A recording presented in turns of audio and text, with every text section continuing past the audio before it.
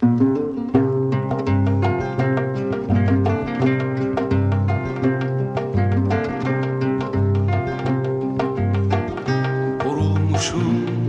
dağların kuytuluk bir boğazında.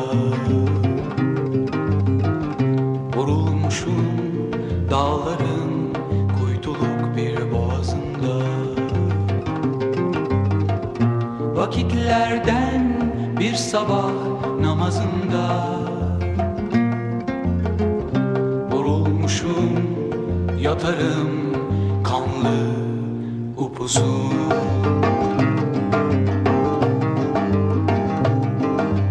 Kirvem hallarımı böyle yaz, rivayet sanılır belki. Kirvem hallarımı böyle yaz, rivayet sanılır belki. Gülmemeler değil bu, dom dom kurşunu paramparça ağzımdaki.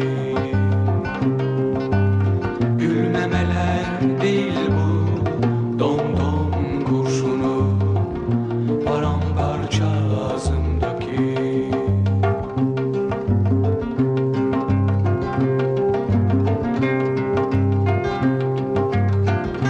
Vurulmuşum dağların kuytuluk bir boğazında.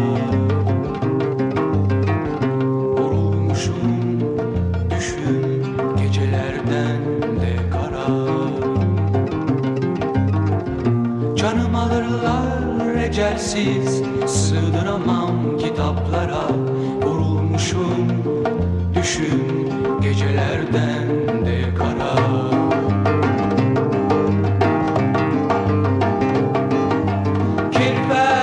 Kirvem hallarımı böyle yaz, rivayet sanılır belki.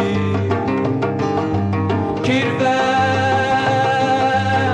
hallarımı böyle yaz, rivayet sanılır belki.